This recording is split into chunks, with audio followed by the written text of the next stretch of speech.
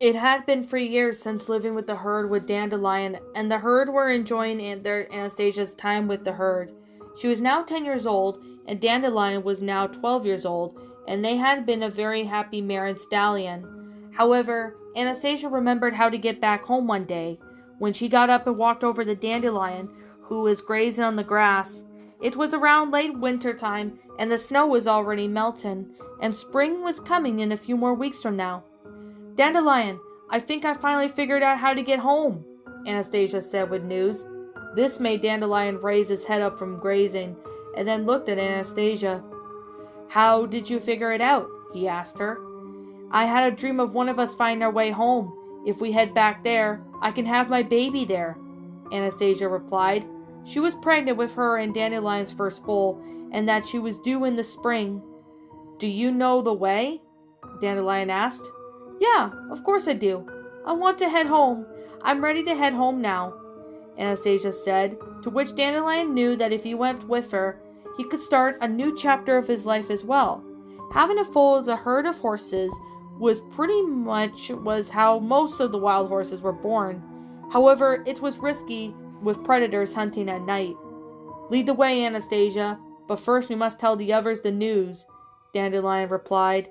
Then he gathered all of the horses around him and Anastasia to announce the news to everyone.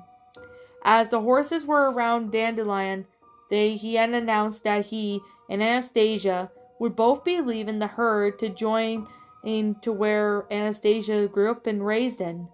All the horses were stunned to hear the news, and they couldn't believe what Dandelion and Anastasia were leaving the herd to head back to her home.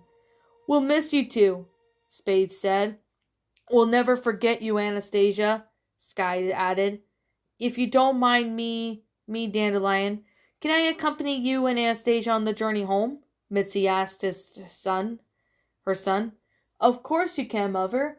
That way you will see me and Anastasia all the time, Dandelion replied, allowing his mother to come with him and Anastasia.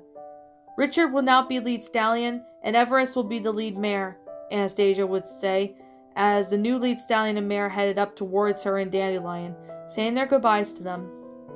We will never forget you or Dandelion, Richard said.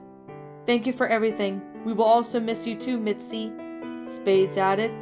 Take care of yourselves, and hopefully that Emily, whoever Anastasia's owner is, makes you feel at home, Everest replied. We will, Dandelion replied. After bidding their goodbyes, Anastasia, along with Dandelion and Mitzi, left the herd to join their journey to M's farm. Since Anastasia finally remembered her way home, she was the lead mare to lead it home. While wandering to get home, Anastasia was close to Dandelion throughout the whole day. While Missy is 17 years old, she was right behind them, and the other horses traveled for days and even 2 weeks. It was the beginning of spring by the time they reached a certain part where the land was all familiar to her. Anastasia recognized the stream when she went to as a filly. She pointed this out to Dandelion and Mitzi, and they had a feeling that Emily went on by different horses, but it was most likely never the same since she left Emily.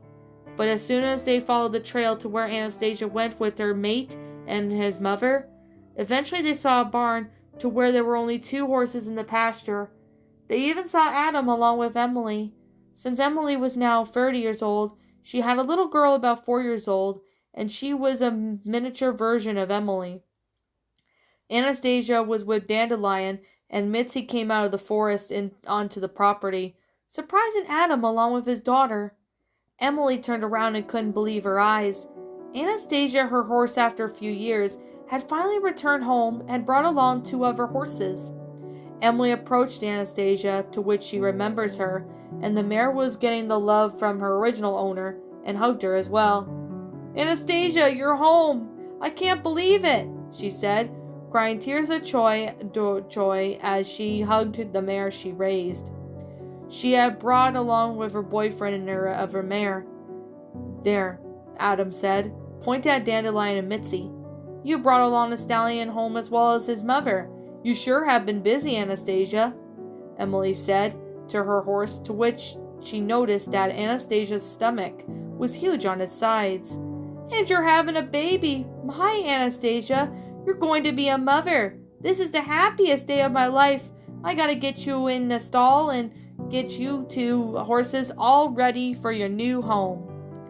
Emily had taken Anastasia to the stall inside the barn, while she took Dandelion and Mitzi inside as well. All three horses were in their stalls.